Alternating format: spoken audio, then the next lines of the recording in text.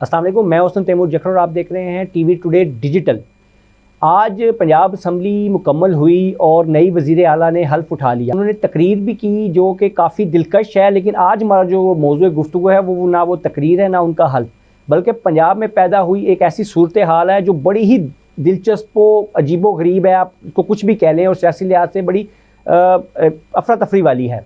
आज एक तरफ तो जो जहां असम्बली का इजलास हो रहा था, हल्फ उठाया जा रहा था, तो दूसरी जानिब पीटीआई के वो उम्मीदवारान, वो अरकान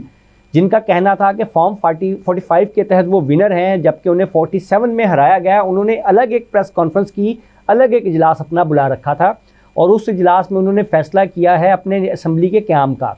जी बिल्कुल, आपने सही सुना, पंजाब के पीटीआई के वो अरकान जिनका दावा है कि वो जीते थे, उन्हें हराया गया है। उन्होंने अपनी अलग असम्बली लाने, अपना अलग स्पीकर, वज़ीर आला और काबीना बनाने का आज ऐलान कर दिया है। पंजाब की तारीख में ये कोई पहला वाक़या तो नहीं, दूसरा है, लेकिन दोनों वाक़यात में अगर आप मुमासलत तलाश करें तो दोनों बारी आपको नून लीग की हुकूमत में ही ये ऐसा होता नज़र आया है कि जब उन्होंने हुकूमत लेने की ख्वाहिश की या हुकूमत लेने के लिए सियासी जोड़ तोड़ किए, तब ही उनको ऐसी सिचुएशन का सामना करना पड़ा है। अभी माजी करीब की बात है, जून 2022 में भी बिल्कुल ऐसा ही हुआ था, जिस वक्त दो इजलास बैक वक्त पंजाब असम्बली के जारी थे। उसमें क्या इफ़ एंड बट थे उनको हम छोड़ देते हैं, लेकिन खैर बहरहाल वो दो इजलास तारीख का हिस्सा हैं जिसको आज भी पंजाब असम्बली की तकसीम से ताबीर किया जाता है। बिल्कुल वही सिचुएशन आज हमें फिर देखने को मिली है, जब शौकत बसरा ने 99 अरकान जो उधर मौजूद थे उनसे बाकायदा हल्फ लिया और उसके बाद उन्होंने ऐलान किया कि हम बहुत जल्द अपनी असम्बली का इजलास बुलाने जा रहे हैं, जिसमें स्पीकर, डिप्टी स्पीकर, वज़ीर आला और काबीना का चुनाव भी किया जाएगा। इलेक्शन के बाद से जो सियासी गर्मा गर्मी है वो आहिस्ता आहिस्ता एक्सेलरेट हो रही है और कुछ लोगों का ख्याल था, या एक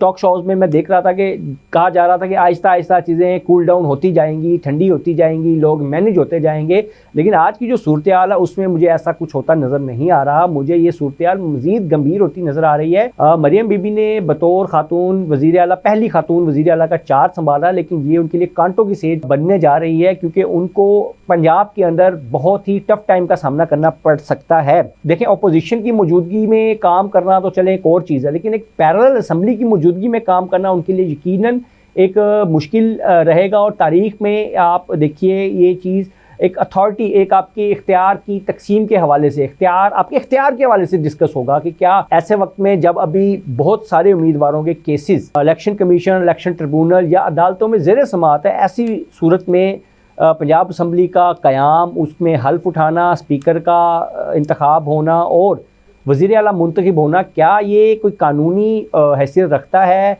या ये मुतनाज़ा तारीख में मुतनाज़ा गिना जाएगा? क्या ऐसे वज़ीर आला की जिसकी अपनी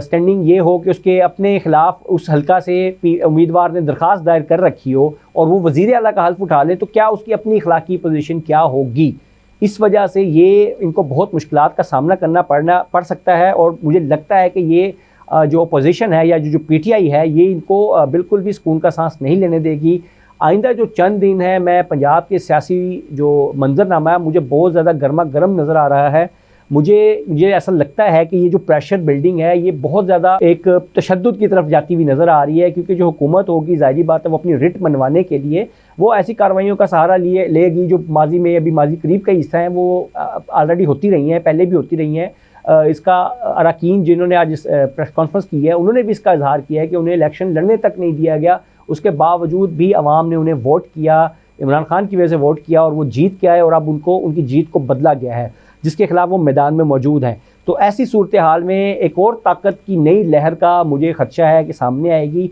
और मैं आपको ये भी बताता चलूँ कि ये अगर ताकत की लहर आती है तो उसका रिज़ल्ट भी आप ये देखिएगा, जैसे इलेक्शंस में आया है, ये इसी तरह का एक रिज़ल्ट कुछ वक्त के बाद आपको आता हुआ नज़र आएगा। ये मज़ीद हुकूमत के लिए मुश्किलात पैदा होंगी अगर वो ताकत के इस्तेमाल से ग्रेज नहीं करेगी, अगर वो मुज़ाकरात से मसाइल के हल की तरफ नहीं जाएगी। और अच्छा, अब ये बता दो, अगर मुज़ाकरात की तरफ जाते हैं तो इस सूरत में उनको जो गिव एंड टेक है, उस सूरत में उनको अपनी काफ़ी सीटों से हाथ धोने पड़ सकते हैं। कई ऐसी मेजर सीटें भी हैं जो इस वक्त नामजद आप कह लें कि वुज़रा हैं, उनकी सीटों पे भी चैलेंज हुआ हुआ है, इवन वज़ीर आला की सीट भी चैलेंज है। तो ऐसी सूरत हाल में ये जो आइंदा कुछ दिन है ये बहुत ज़्यादा सियासी तौर पे मुझे अफरा तफरी वाले लग रहे हैं। दुआ है कि पाकिस्तान के लिए अल्लाह पाक हालात बेहतर करे। ताहम जो हमारी सियासी क़यादत है वो मुझे लग रहा है कि इक़्तिदार के लिए या अपने फ़ायदे के लिए, दोनों को मैं मिला जुला के कहूँगा, वो दोनों अपने फ़ायदे के लिए शायद मुल्क का नुकसान कर बैठेंगे। अपनी दुआओं में याद रखिएगा। अल्लाह हाफ़िज़।